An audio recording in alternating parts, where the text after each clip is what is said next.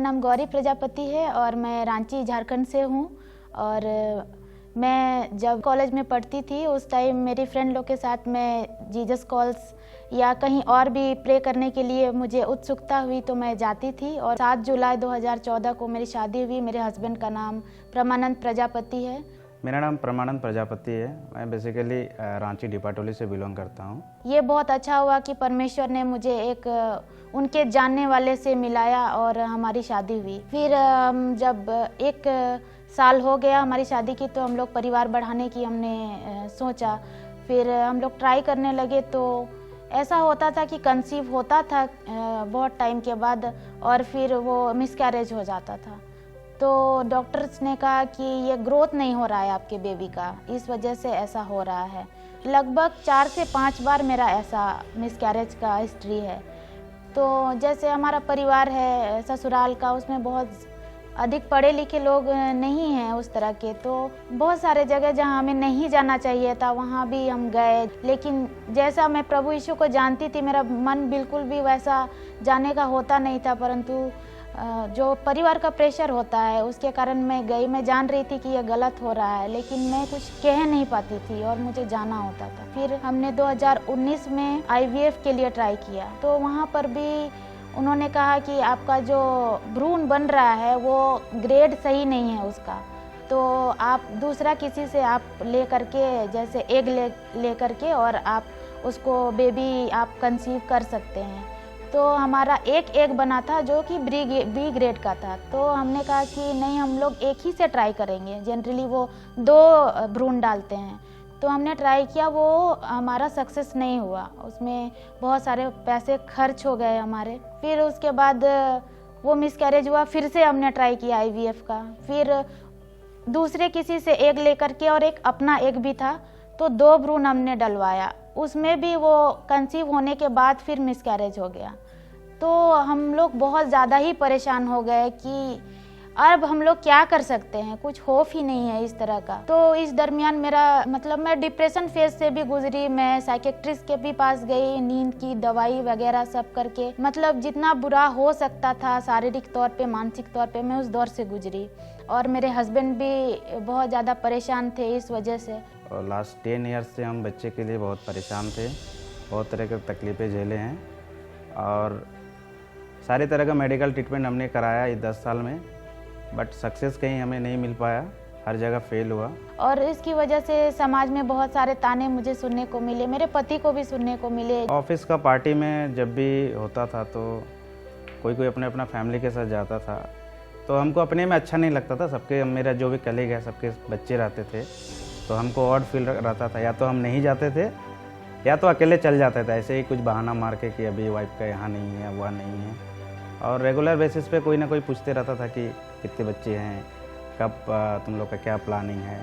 हम बात को इग्नोर करते थे और चेंज कर देते थे टॉपिक। इसमें हम ज़्यादा डिस्कस ही नहीं करते थे किसी से। अगर फंक्शन में हम लोग गए तो लोगों का बस यही क्वेश्चन पहले रहता था कि क्या कर रहे हो तुम लोग, डॉक्टर को दिखाते नहीं हो, कोई तुम लोग को टेंशन नहीं है। इस तरह की बातें कि हम लोग मज़े में हैं, इस तरह का कि तुम लोग को कोई टेंशन नहीं है।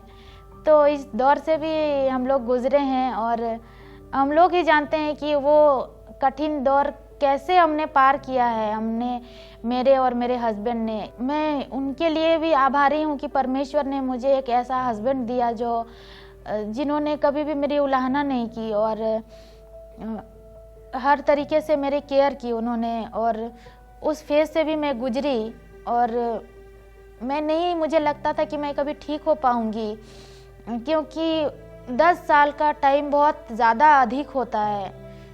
1 साल भी कैसे गुजरता है वो इंसान जिस पे गुजरता है वही जानता है। तो 10 साल हमारे लिए इन सारी चीज़ों को लेकर गुजरना, लोगों की बातें, लोगों का ताना, ये डॉक्टर्स का ट्रीटमेंट और सक्सेस नहीं होना, ये सारा चीज़ हमने झेला है और एक दूसरे पे ही शेयर करके हमने ये गुजारा है।